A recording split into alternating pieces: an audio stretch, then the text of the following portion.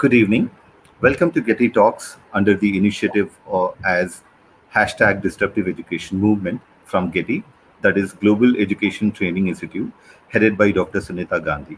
My name is Mohammad Nawaz, and today with us we have a special guest for a very innovative panel discussions on the topic called Future of Education, Heart over Mind.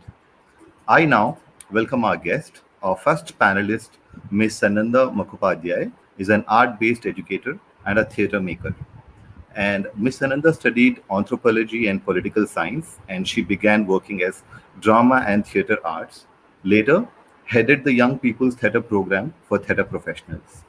Her interest undertook her to a postgraduate diploma in museum studies with a focus on live interpretations. Miss Ananda makes theatre for the very young. Her most recent play was commissioned for the Serendipity Arts Festival. She is also trained Odissi dancer and pursues an interest in ceramics. A warm welcome, Miss Ananda, for taking out time for this talk today, ma'am. Yeah. And our second panelist today is Miss Shruti Sridharan. She's an Hello. alumnus of Academy of Theatre Arts, Mumbai University. Ms. Shruti is a performer and an applied theatre practitioner who specializes in the use of drama in learning and development for children and young and not so young adults. She has spent many years working as drama instructor in school programs. Ms. Shruti served Steps Drama as general manager and senior programmer, where she used her skills as a facilitator and actor to train and develop corporate employees. Her keen interest in various forms of art like Carnatic music, Bharatnatyam, filmmaking, creative writing, and poetry led her to start Yane Experiential Learning, and she's also a co-founder of Spear Arts. Apart from being co-founder and facilitator at Spear, she engages with corporate organizations to design employee engagement and training modules. Ma'am, a warm welcome, Ms. Shruti ma'am, for being a part of this show today. And Thank you so much. ma'am, Thank you, yep. Nawaz. Ma'am, the topic today is future of education, heart over mind. Ma'am, could you please put a light on this topic? Let us understand what this topic is all about. Well, okay. Future of education, heart over mind. That's what we're talking about. In its name itself, it's pretty clear that what we mean is that in the future, we might need to think about educating the heart over educating the mind.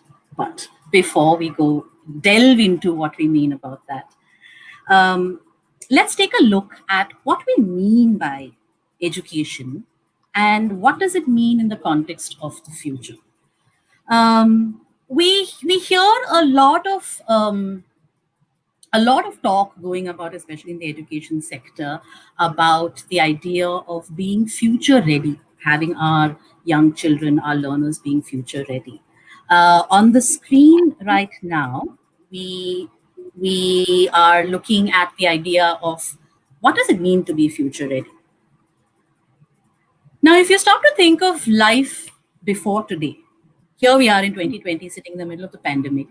20 years ago, when I had just come out of school and going fresh into college and education, higher education, I had no imagination of what 2020 would look like. Forget the pandemic, even if we forget the pandemic for a second, which none of us imagined, even the idea of what the world would be like, the fact that we are so dependent on technology, the fact that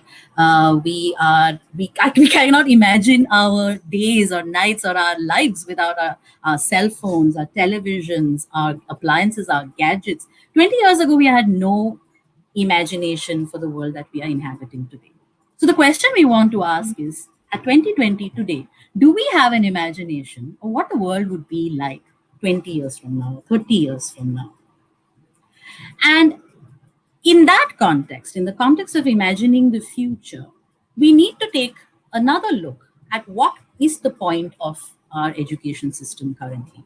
So far, if we take schooling for the last 100 years, education has always been a means to an end. What we are thinking of is we educate our children, we ensure that they go into the job force even when I mean, especially in the context of India, it was with the British that we began our journey in schooling, and it was built on the very purpose of having more people joining the job force, joining the industrial revolution, being clerks, being civil servants. Are we in 2020 in a situation where we are educating to be factory floor workers, or are we looking at something that's completely was not imagined 50, 60 years ago? What do we then need to do to evolve into the world that we're growing into? Where does education need to go? And what do we need to do to picture a world beyond us? We already have the signs for it. About 5, 6 years ago, when I was working in the corporate sector, there was a bit of a crisis, especially in the finance sector. The crisis was of automation. And more today, we see organizations struggling with the idea of softwares and artificial intelligence taking over a large part of what they do, and it's kind of rendering the need for human intervention quite redundant. That is a clear and present sign of the times to come ahead of us, a world which is largely dominated by automated, highly intelligent, artificially intelligent, augmented reality. And in a world like that, we need to move closer and farther away from what we know and what we take for granted as a job force. Ironically, it is also moving into a world which is taking us further and further towards what actually makes us human beings. A large part of the conversation in the technology world today is about intuition, being able to intuit or being able to empathize. We're talking about machines learning emotions.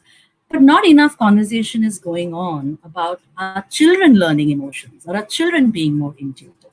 So the invitation we have for today is how do we is to think about how do we educate the young ones that are our young kids today to be able to tackle the challenges of the future, a future where to be future ready means to be ready for an automated world, to be ready for a world where machines also have emotions, to be ready for a world where everything is about being intuitive and immediate and adaptive. These are words that keep getting bandied about, but we are yet to find very robust and sustainable ways of bringing these ideas into the educational system. We talk about social emotional learning. That's exactly what we want to invite up our guests today to think about. That how can we build and develop the skills that are required for social as well as emotional well-being in the children of the future, in the adults of the future, in the workforce of the future. The other thing that we keep talking about, and even in what I said just now, there are terms that came up, being empathetic, being adaptive. These are all ideas that fall under the bundle of 21st century skills. In recent times, these words have been have been ubiquitous literally in the education sphere. Everybody's talking about getting our children ready for the 21st century.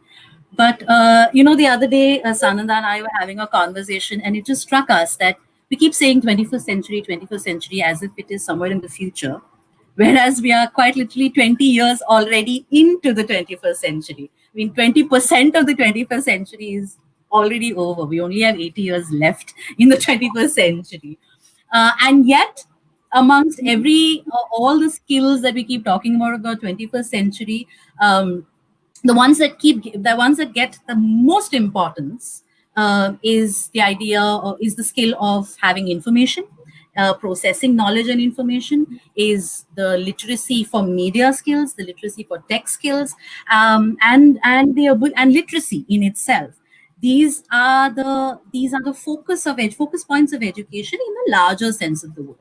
And not much conversation happens around the softer skill ideas of the 21st century skills list, which is the ability to be adaptive, the ability to think critically, the ability to work collaboratively, the ability to communicate in a manner that is universal, communicate in a manner which is able to translate one's ideas into actions or one's ideas to another person. Um, So the question we keep coming back to at Sphere is the idea of bringing the concept of future, being future ready, and the 21st century skills, which are very very modern ideas in education, and trying to figure out where are the loopholes in it, where in this are we going to find the space to bring in the human element of the story. um, what do you One of the things that we keep talking about is also the idea of the world of the future, and one of the things I said in the beginning was the ability to imagine the world of the future. Sananda, can you take us through this section?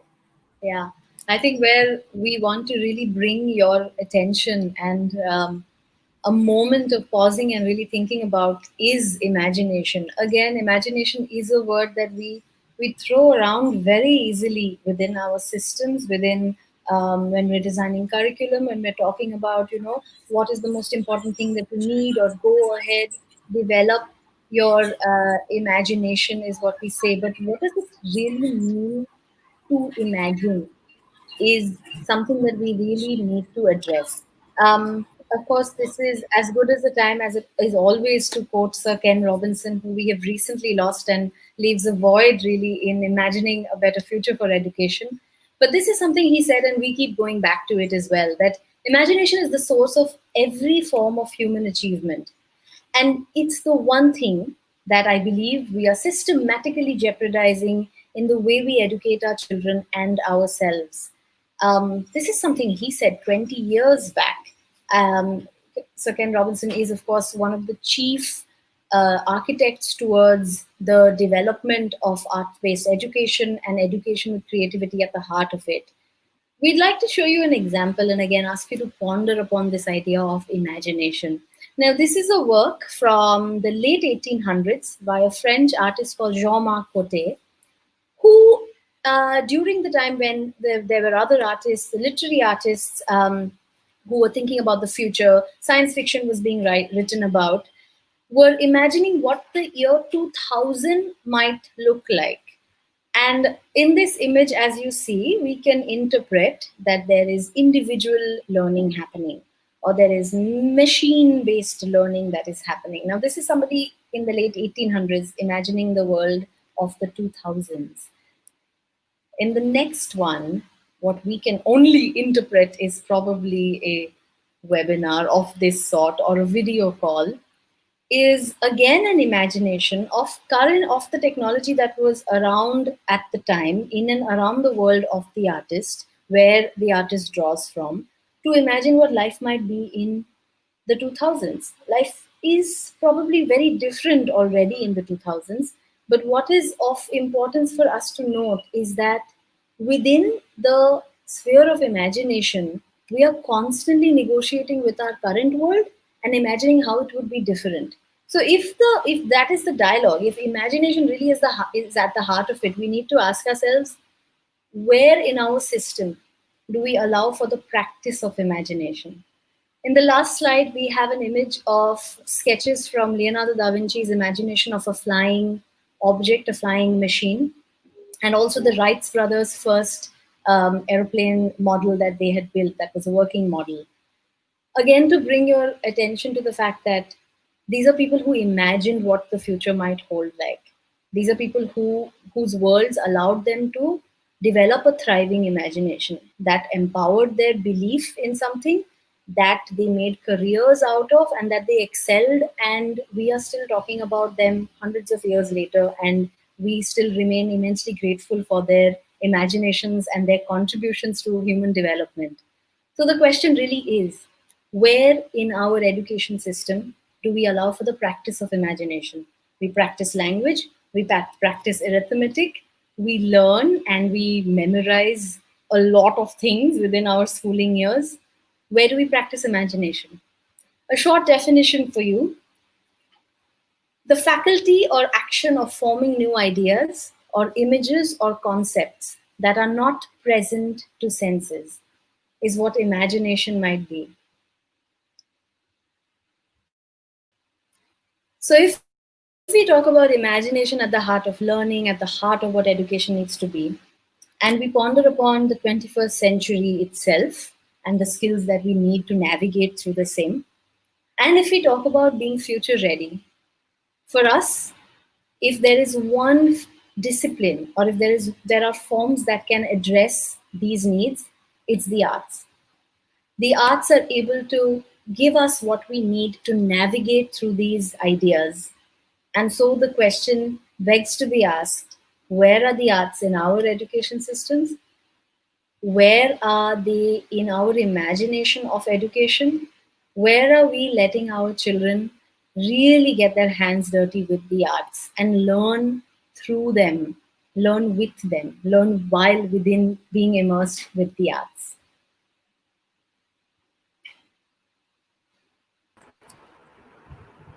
Cool. Thank you, ma'am. Thank you for that very great introduction. And yeah, I've got to understand what it could be, the future of education or the future of work and the imagination also.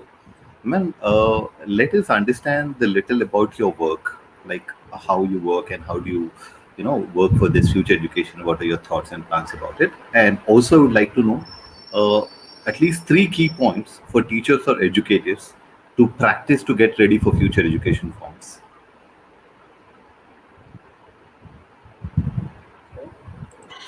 Uh,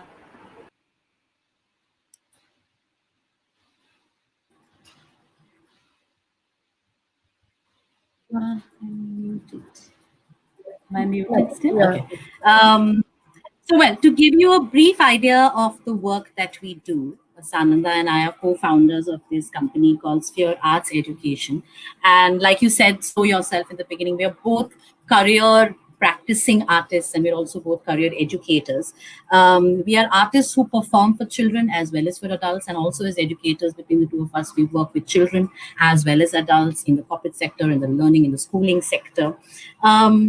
And our practice in the last 10 plus years as educators has been in the space, of course, of making space within contemporary learning spaces for the arts.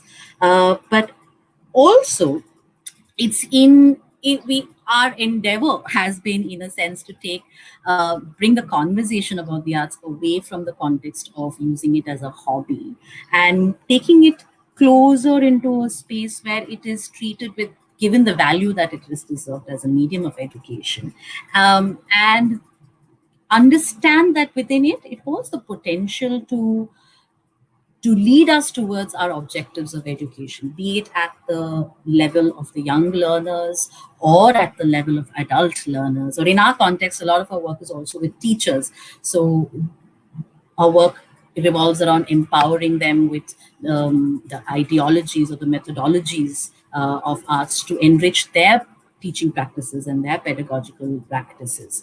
So this is the kind of work that we do. We could take you through a few examples of some of the engagements that we've had. We work predominantly with schools directly, where we work with children as well as the teachers on screen, and you will see some examples.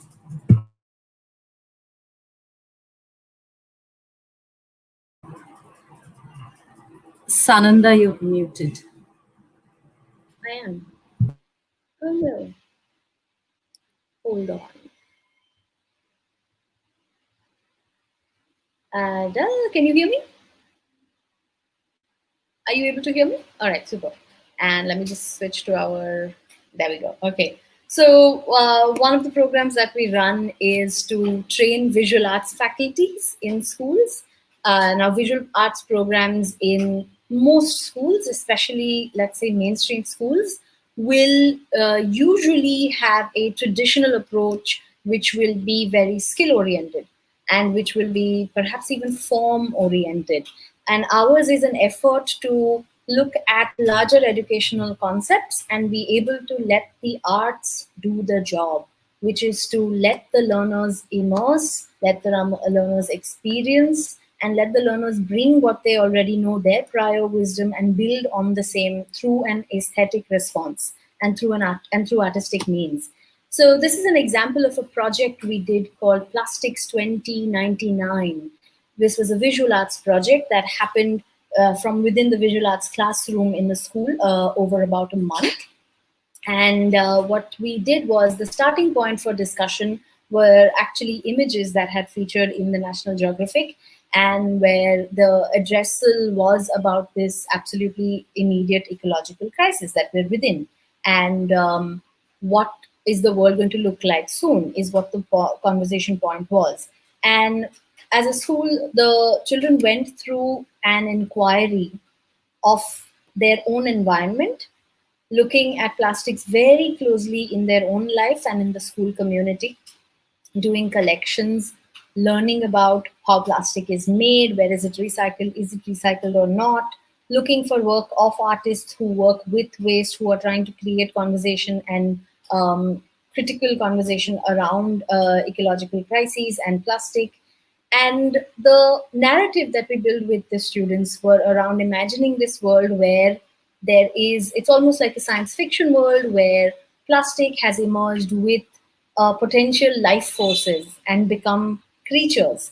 And what does this world of creatures look like? So students had to think, they also had to do a lot of research around animal and animal anatomy to be able to create these creatures that they are imagining with the plastics that they are looking at from around their world. And so they went from a planning stage, an inquiry stage, into a building stage. And what ended up was an exhibition which allowed students to really immerse in their own environment, and question their environment, but also really be able to look at it from a perspective of truth.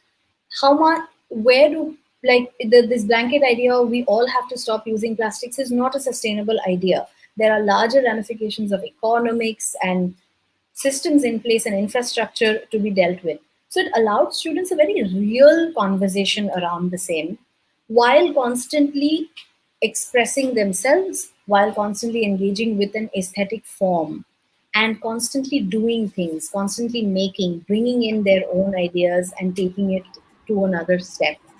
Another example is, It's sorry, Shu. it's also, I just wanted to note that these were also children who were really young. We worked on this project with children from the age groups of 6 and above, quite literally. The creators were 10 and above, but the inquiry process was led through the entire school, from grade 1 all the way up to grade 9. And of course, because we also work on models that are exhibitive, the school community, to say your teachers, parents, are always invited into a dialogue through this, which is extremely important, because one of the things that we know about an experience with the arts is that it's, when it happens to you, then you remember better. When you have had an experience with the arts where you felt something, it moves you, it stays for longer. So it's extremely important to bring in stakeholders within the education system as well to experience the same. And the exhibition also therefore was designed in a way where all of the process is shared, because the process is absolutely important, and it's not about the finality of what was created by children. This is an example actually of a very classic play. This is Romeo and Juliet, and this was done with grades 6, 7, and 8. And this was a group of children who inquired about caste, who inquired about social hierarchy, and the place of these things within systems of matrimony. They did an entire inquiry around news that was around people getting together or not being allowed to get together because of the differences in their cultural, economical, linguistic backgrounds. And this was a play that was created within a school premise again, and it wasn't a staged play. It was an immersive theater experience where students were taking an audience through the telling of their version of the story. And so it was bare minimum, very basic, using material that is easily accessible around. But again, posing the question to the audiences, posing the questions to themselves of what does this really mean? So a classic text in its sense, but really broken down into immersive and experiential methods using theater, using visual art to be able to access their own world and to be able to problematize ideas, question them, and form an opinion of their own, informed by their own personal wisdom. Shruti, you want to talk about teachers? Yes, so like I mentioned, a large part of our work, and when just to clarify, we've spent a lot, both Sanada and I spent a lot of years working directly with children. But in the past 3.5 years since we started Sphere, our focus has shifted towards a lot of work with teachers themselves, because our understanding now has evolved into the idea of how to make this a more sustainable system of learning. um, how do we find ways to be in the education system, be in the school system, and find channels to empower teachers to be able to take this idea further and further into their practice and into their teaching methodologies. So on screen you see there are a couple of examples of the kind of work that we do. We bring in uh, practices from the arts, performance arts, drama, folk theatre, literature. We bring in film and photography, and of course, visual arts into the practice of our training, teacher training programs. Our workshops are like on screen, that is the couple of examples that you see. Our workshops are spaces where we encourage teachers to have free play themselves, be able to throw themselves into an experience of being able to learn like a learner and be able to understand the possibilities of being of a teaching pattern or teaching methodology that is steeped in the arts, be it experiential, be it thought provoking, be it observational. We dwell on ideas such as looking at things with a little more depth, such as listening to things with a little more clarity, ideas of being able to interpret things better, being able to articulate ideas better, and of course, in the process, take them through exercises that will empower them to translate these same learning experiences in the classrooms across the different grades that they teach.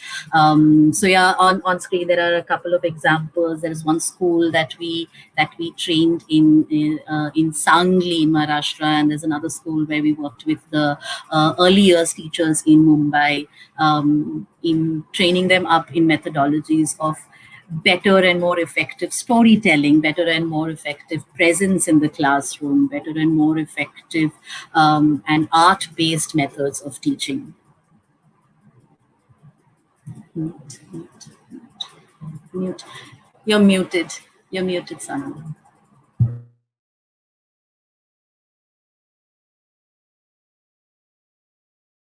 No. Am I better now? Okay. I'd also like to add that our focus with training teachers, training adults within the school systems is also really to drive home the point that the arts don't necessarily need to be a vehicle for you to teach other things. An experience with themselves, with the art themselves, if done right, if done truthfully, if done in an immersive manner, if done with play and fun and bringing in the world of the child from around the world that the child inhabits, has the power of educating enough.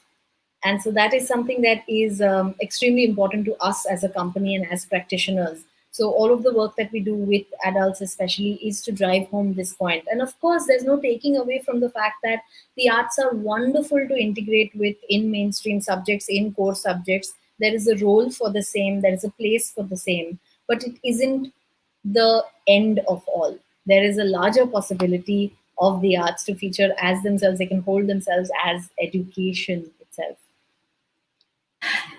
And to add to that, especially in the current context of us being in virtual classrooms, we have found that there is an innate strength within the arts to be able to translate into this new structure of teaching and of learning.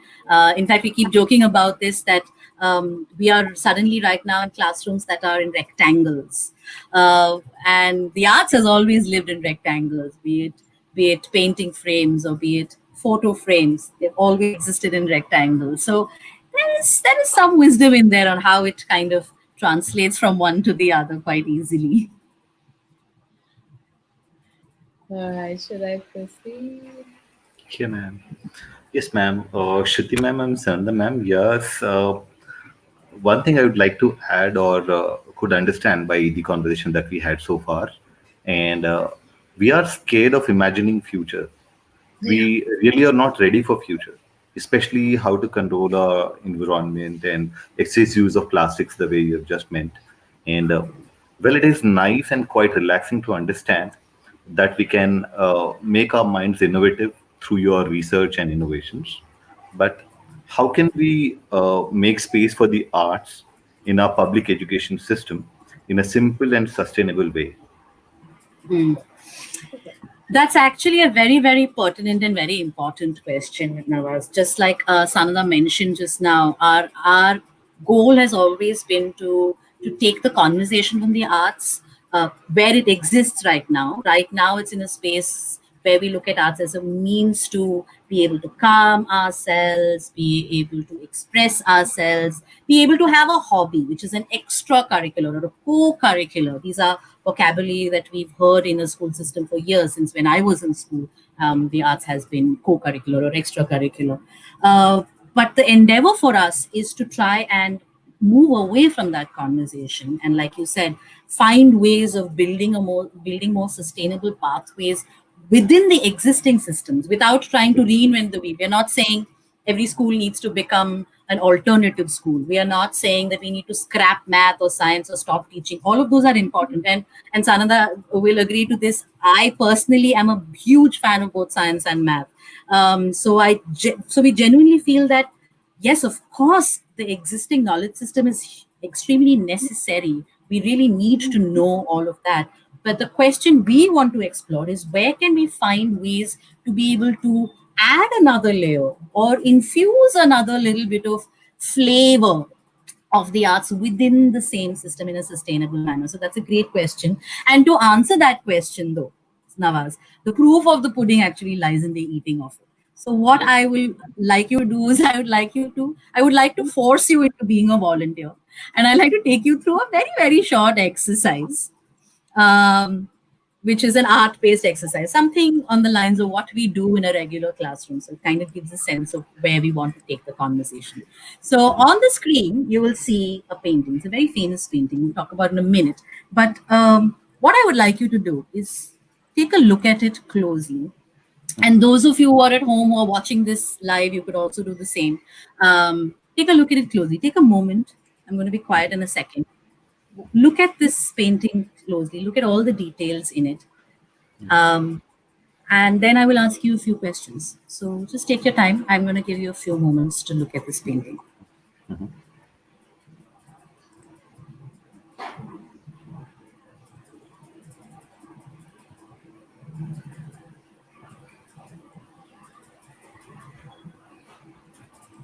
What does this painting make you feel?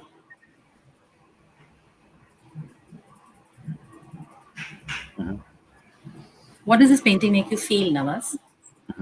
Ma'am, actually, I'm able to see about three people there on a bridge. I guess. Okay, there is a Uh bridge huh. and three people.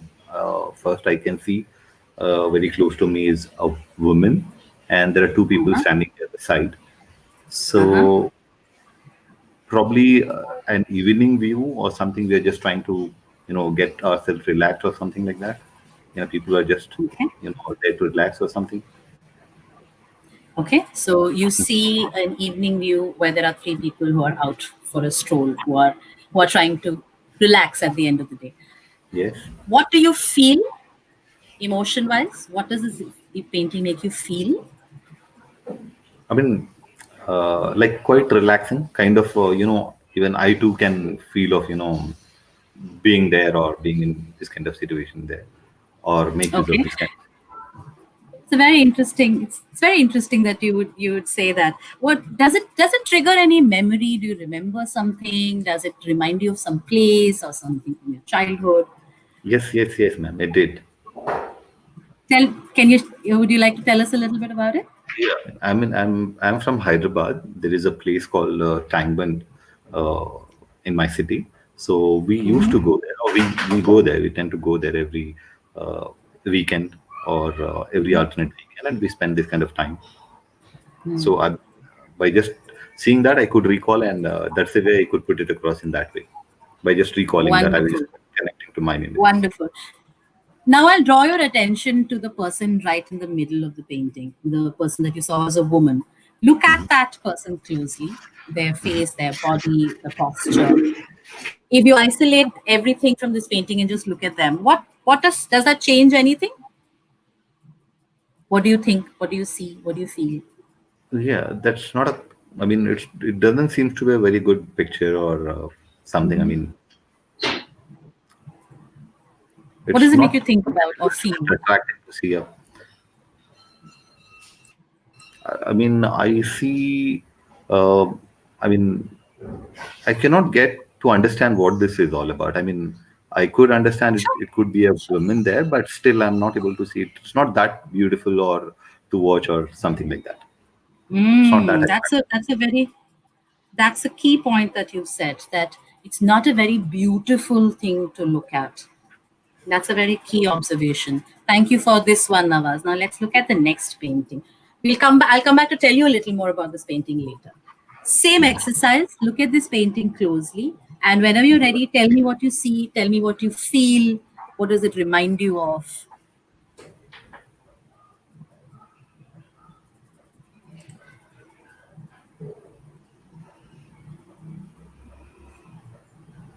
You can speak whenever you're ready. Yeah, ma'am. I can see a man standing either near the window or a balcony, Mhm. and I mean, it seems that this particular man is not that rich. Maybe he's a poor person, and Mhm. he's watching at the, the outer world there. Mhm. He can see the other side of the window. There is a building, an apartment, I believe. Just he's Hmm. just trying to look at it. Does it remind you of anything? Does it make you feel anything? It seems like, I mean, we being in India, like we know that we come across so many of these situations day in day out.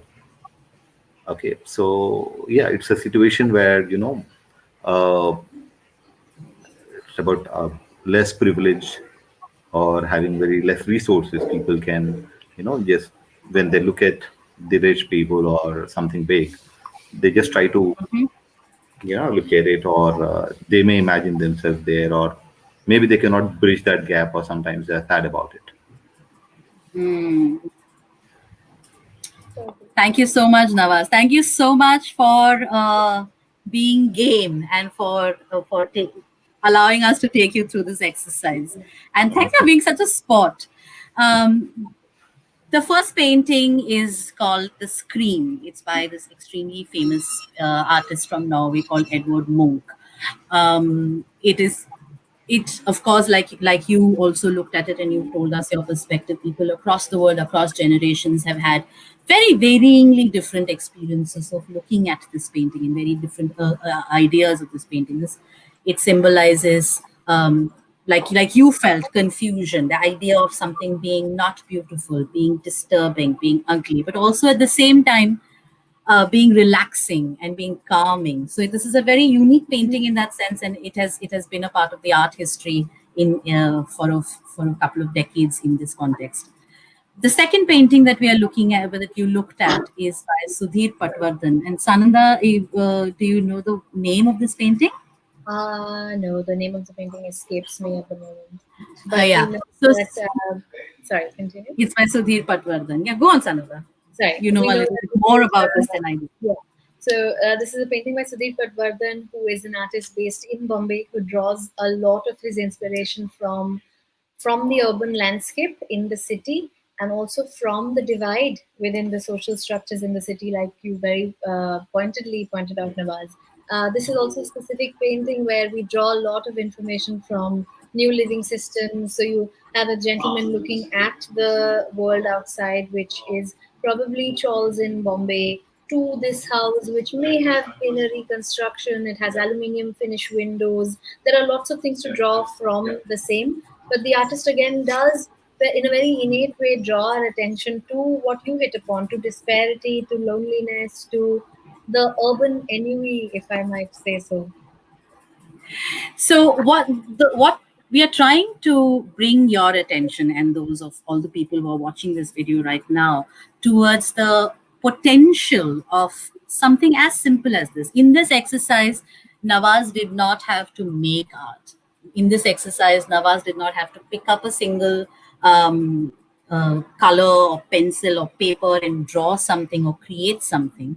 And yet, in that short span of 2 minutes, Nawaz had an artistic experience of sort by just spending some time looking at what someone wanted to talk about. At the end of the day, if you look at any art form, be it visual art, be it a piece of theater, be it a film, be it a book, at the end of the day, any form of art is a means to be able to communicate something to the other person. Both Edward Munch as well as Sudhir Patwardhan were trying to communicate their ideas to us, which reached Nawaz in a certain way, which reached me in a certain way, which reached Sananda in a certain way. So, in just the short span of 2 minutes of engaging with those two paintings, what we did was go through the entire shopping list of ideas that you see on the screen right now. We looked at interpretation by virtue by virtue of putting yourself in the shoes of these people to say, "वो क्या सोच रहे होंगे? What is that man doing standing there? Who is he looking at? What is he feeling? What am I feeling?" You have talked about empathy. You articulated your thought in a very crisp, clear manner. You spoke about what you saw, what you understood, what you imagine is possible, what you remember. You articulated all in words. You communicated your thoughts and you understood what was being communicated to you. You imagined, of course. You engaged in an act of creative pursuit, even if it's a cerebral creation, even if you didn't really draw something yourself, you engaged in something creatively, you analyzed something, you accessed your own personal wisdom. The fact that you shared with us your memory of being at Tang Bund and looking at the sunset or looking at the sea and what that makes you feel. When you looked at the Sudhir Patwardhan painting, you brought about the idea of looking at people with less resources. This to me points out where you how you think, what your wisdom is like, what your experience of the world is like. You're able to articulate those ideas. You build an understanding towards the world around you, and of course, it leads all of this put together as to the idea of critical thinking, idea of being able to look at the same thing from multiple dimensions. This, right, what you experience, Nawaz, right now is a very, very, very simple, small example of what we mean by giving students an experience with the arts. No, at no point are we saying that the jobs of the future mean that everybody should become an artist. We should take paintbrushes and start painting, or we should all start making films, or we should all start acting. That's not the context we're talking about. What we are saying is that the jobs of the future, the economy of the future, is dependent on people who are able to be creative in whatever they do, who are able to look at whatever their profession is from the idea of being creative, from the idea of being imaginative, from the idea of being empathetic, being able to work with each other collaboratively, being able to accept each other's ideas and articulate our own, being able to bring a little bit of our wisdom onto the table, being able to accept another person's reality. And one of the most powerful things from this exercise that I got from what you did, what you said right now, Nawaz, was the idea of looking at what other people have and they don't have. That is something that came purely through your own idea, your observation of the world around you, but articulated on the basis of that one little stimulus that we presented towards you. These are the skills required for the adults of the future. Apart from all the hard skills of being able to code better, there's a lot of advertisements going around about teaching 6-year-olds to do software programming, and it's amazing because I went to college and I studied programming in my graduation. So to think that a 6-year-old is going to be doing that now, what I was learning almost 20 years ago, is really fascinating to me. But of course, those skills are required. But the bigger question is that if this 6-year-old 20 years down the line is creating a software, who is he creating it for? Is he going to have an imagination for the people who are going to use those softwares? Is he going to have an imagination for being able to be inclusive for people with different abilities to use his software? Is he going to be, or she? There you go. Already, I'm looking at it. I am bringing my baggage of stereotype. Is she going to be able to imagine creatively, irrespective of what she does in the future? The question also that we want to kind of leave people with thinking is that we are talking about I mean, from starting to think about being future ready, to what Shruti just said, what the future holds. The question, of course, is about jobs. The question is about the working economy and what these jobs might even look like. So even to have an imagination about the same, to know that the jobs that we do, the responsibilities that we will have as citizens will be very, very vastly different from now to 20 years down from now.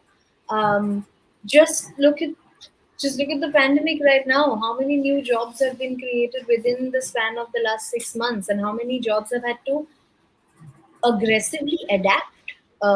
Teaching being one such. So Mm.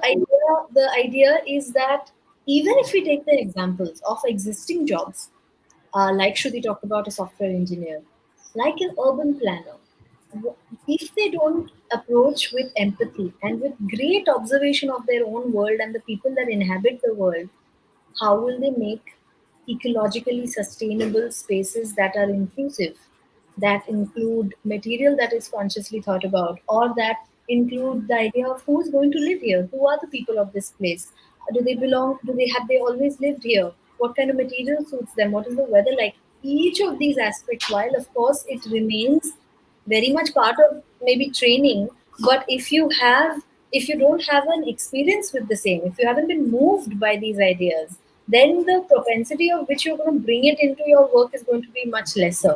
um, Shruti and I keep joking about civil engineers and how primarily civil engineers build homes and not architects. So, like, sometimes there's very little thought, especially the city that we live in. I mean, we live in Bombay. It's a disgustingly built city in terms of architecture and the absolute lack of aesthetics. And you look around and you think, who would build such not nice, pleasing to look at the eye buildings? You would build it because you've not thought about it. You are just trying to put people into homes. You're not thinking about the experience they're going to have in homes, because you don't think of living in Bombay. You just think of existing and getting and making your way through this city. But that's not going to be Yeah. the case 20 years down the lane. Already we are working from home, and already we have to start to think about our homes differently, and they have to be inhabitable and creative and inspiring and nice to look at, and it would be nice to look at a tree outside and not another window maybe. So these are really very, they are profound questions, but they have to happen and they have to be taught to the future adults through the doing of it. And of course we strongly believe that the arts are going to be able to really, really bridge that gap. And really, examples like this are so many more. I mean, we talk about this, we talk about health. Right now, we're in a Mm. health crisis. Then this is a very common, now a very popular conversation as well, to look at medical professional and training around how medical professionals are able to access people. What are the skills they can have additionally, especially skills of observation, to be able to gather their information for the patients that they look at, and approach through empathy and not just through transactions to say what do you need to get rid of the flu that you have, but to understand the larger environment that you come from, to have empathy about where you are coming from as well. So these are, of course, some examples that we can bring out based on the jobs that already exist.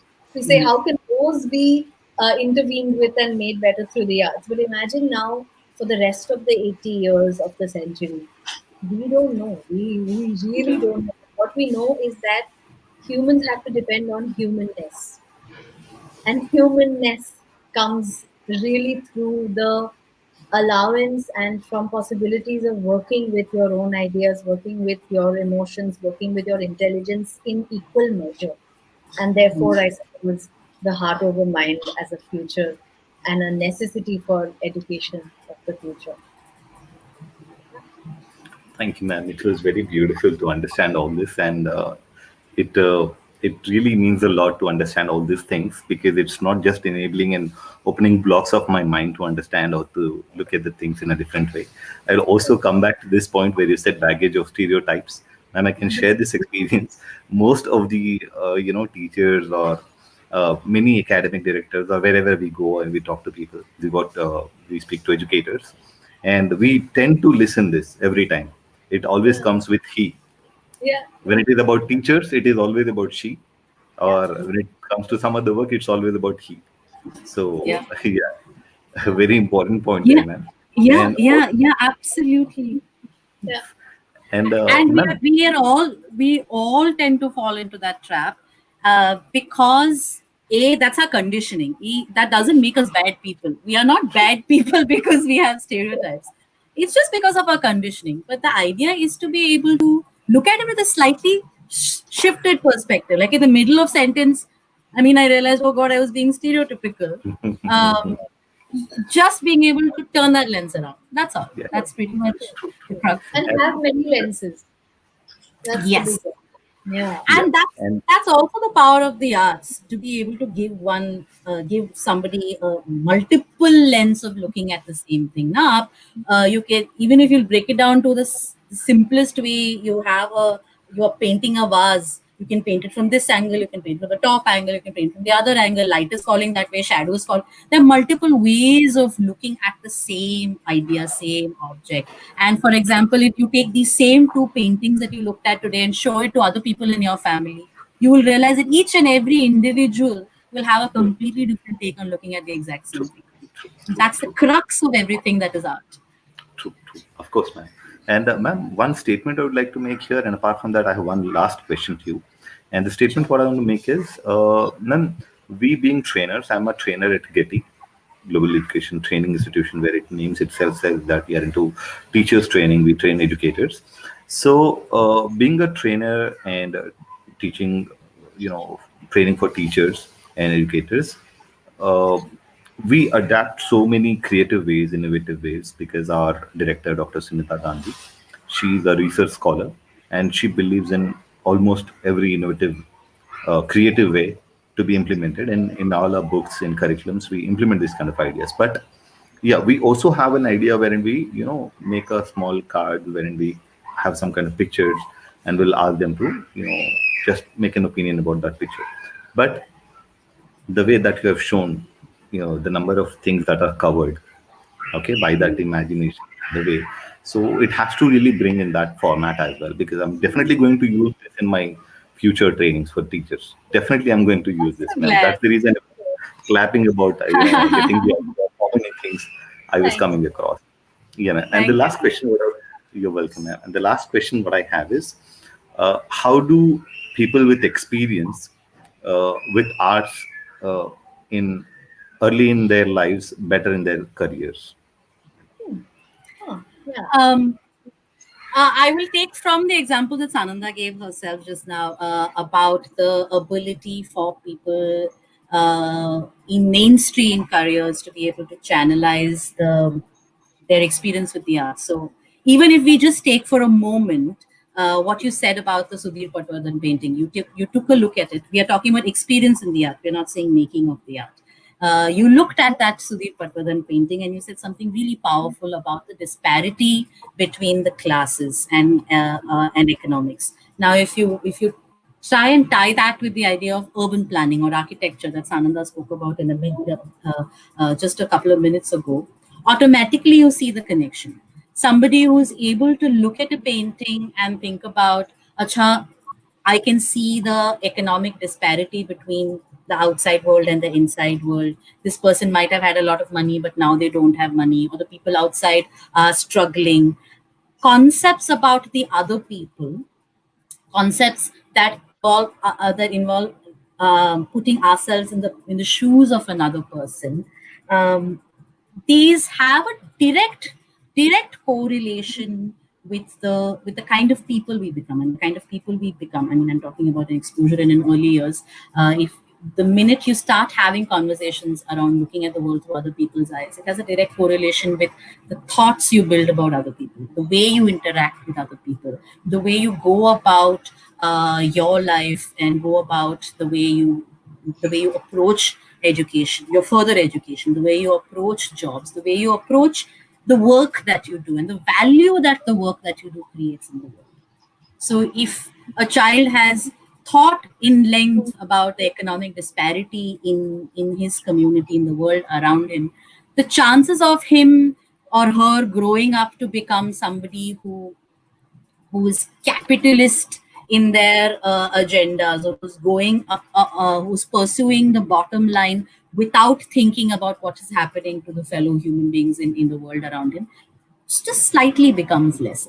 Is the hope that we have, and is the hope and the imagination that we have for the world of the future, where a large chunk of young learners grow up with an exposure to the arts. And this is all very honestly, though, while I'm making it seem like it's something really fictitious and something that's an imagination, hard evidence also exists. If you look at some of the Scandinavian countries and their economies right now, and the way they are functioning, and the way they're looking at ecology, the way they're looking at environment, the way they put their policies in place, the government policies in place, and if you try and build the correlation between how they are structuring their education policies and how much engagement with the arts they have in the early years, you will the larger picture starts to emerge.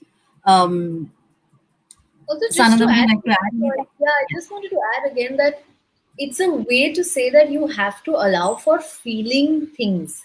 So even if you're talking about, look, we all endlessly study war in history, but how many of us or how many teachers in our growing up has actually taken a moment and allowed us to play a role from any of the historical figures that we are listening to, or play, even just stand up in the classroom and be able to say, okay, you are going to be Mahatma Gandhi, and five of you are going to be the British officers who are not letting him pass at the railway station.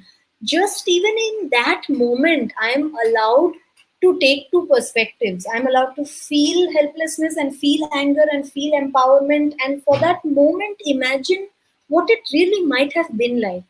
And it stops becoming text that I have to remember or a date that I have to remember. It becomes something that I have for a moment imagined and experienced. And just to take from the again the example that you talked about, going to a place and going there every evening, it is, you remember it fondly because you've experienced it. We remember the last time we went to the beach fondly because we've experienced it. And we are saying that the arts has the power to allow you to experience just that simply. Yeah. Of course, ma'am. Of course, undoubtedly. And thank you, ma'am, for bringing this kind of insights of about arts and a different way of understanding things. It was really wonderful for being a part of this particular talk, ma'am. It was really wonderful. By heart, I can say that.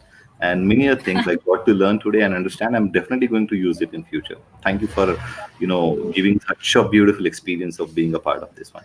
And apart from that, I would also like to add Miss Jamuna Rangachari. She liked the presentation so much, and she completely agreed that art is necessary for complete growth and create a better world for the children and by extension for all of us. And Miss Radhika, wonderful presentation plus very very insightful and thoughtful, Thank thought you. provoking. Thank you so Yeah, much. ma'am. Thank you. And human need to understand humanness. Wow, a great perspective said by Jamuna ma'am again. Thank you, ma'am. I too feel it was very beautiful and two very beautiful people with me and have very beautiful and very creative thoughts. Thank It you. really went very smooth and yeah, ma'am. Thank you so much, ma'am. Please keep those Thank you, smiles up. Nawaz. We have to come up with this kind of sessions, ma'am. Sure, Yeah, We absolutely. definitely have sure, to come up with it. absolutely. Thank you very much for also being patient with us, and for humoring us and playing along. That really helped drive the points that we're trying to make. Thanks for being a sport, Nawaz. Thank you so Thank you much, so much ma'am. for having us at the Getty Thank conversation. you for having us. A big thank you to Getty as well for giving us this opportunity and this platform to share some of our not very straightforward, slightly offbeat, slightly crazy thoughts sometimes. But thanks for making space for this conversation. We feel that it's Absolutely. really, really important, and we're very grateful for this platform. Thank you. Thank Thank you so you. much. See Thank Well, you. you. by this, you're welcome, ma'am. By this, I'll end this show, and hopefully, we'll definitely come up with some other talk shows having this kind of creative ideas, bringing some kind of more insights about arts and how to implement it. And thank you for being a part of this particular show. And I also thank our audience for watching us. And I urge them to please forward this video as much as possible. It has to reach to teachers and educators so that they can understand that a simple way to use the art into their education or their learning system will will help or benefit learners in many ways. Thank you so much once again. Thank you.